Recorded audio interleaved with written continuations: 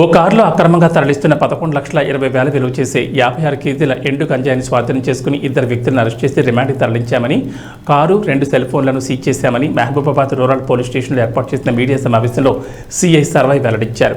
పక్కా సమాచారంతో మహబూబాబాద్ పట్టణంలోని ఇల్లందు రోడ్లో వాహనాలు తనిఖీ చేస్తుండగా కళ్యాణి నర్సరీ సమీపంలో అనుమానాస్పదంగా కనిపించిన కారును తనిఖీ చేయగా ఎండు గంజాయిని ప్యాక్ చేసిన పొట్లాలు కనిపించాయని, కారులో ఉన్న మహారాష్ట్రకు చెందిన డ్రైవర్ అజిత అరుణ్ తోసర్, మరో వ్యక్తి పసుపు ఆనందరావులను అదుపులోకి తీసుకుని విచారించగా డబ్బు సంపాదించాలని ఆంధ్రప్రదేశ్లోని సీలేరు ప్రాంతం నుంచి తక్కువ ధరకు గంజాయిని కొనుగోలు చేసి మహారాష్ట్ర, ఇతర రాష్ట్రాలకు తరలించి అధిక ధరలకు విక్రయించి సొమ్ము చేసుకుంటున్నామని తెలిపారని, అసాంఘిక కార్యకలాపాలకు ఎవరు పాల్పడినా వారిపై కఠిన చర్యలు తీసుకోవడమే కాకుండా పీడీ యాక్ట్ నమోదు చేస్తామని హెచ్చరించారు.